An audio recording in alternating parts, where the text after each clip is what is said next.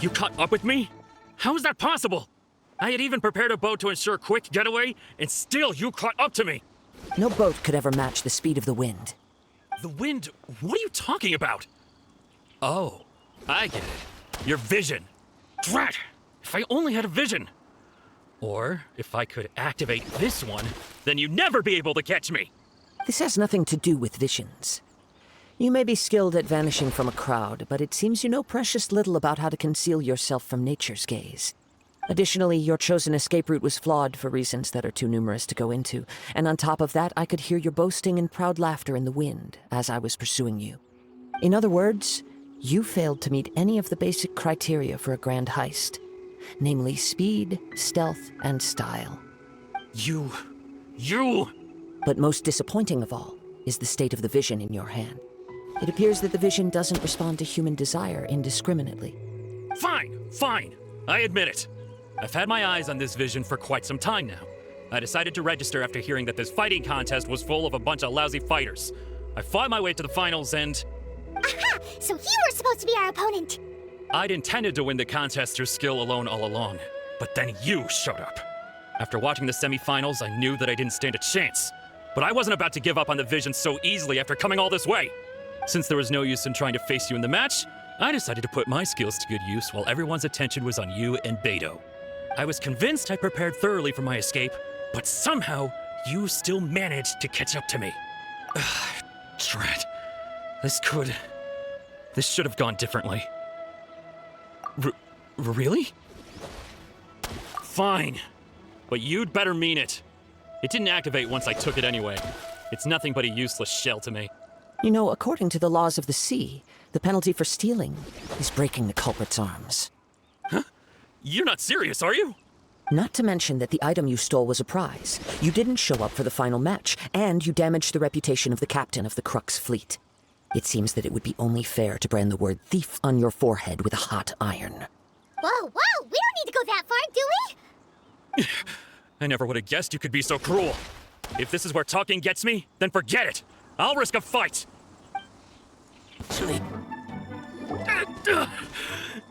No. Do what you want, but please, don't brand my forehead, please! He has persevered to the bitter end, and now death looms near. Yet still the gods do not bestow their favor upon him. Put down the vision and leave. I've changed my mind.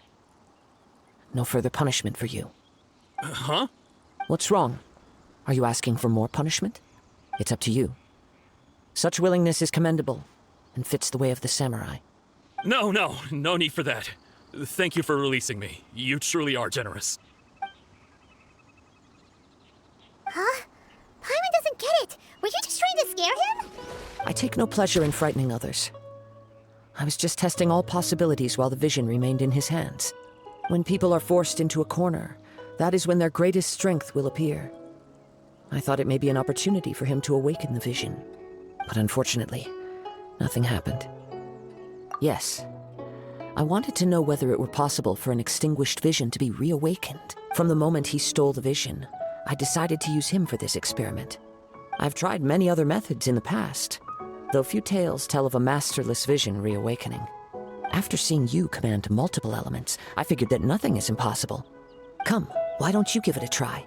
Let's see if you can give me the answer I'm hoping for. The vision didn't seem to respond at all. I see.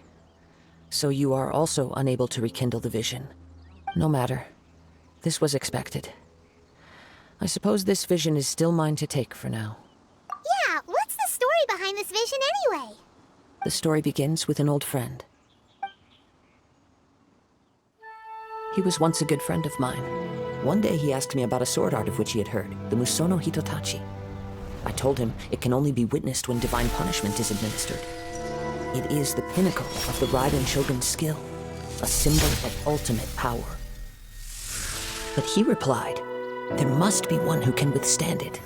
There will always be those who dare to brave the lightning's glow. Then, the Vision Hunt decree arrived.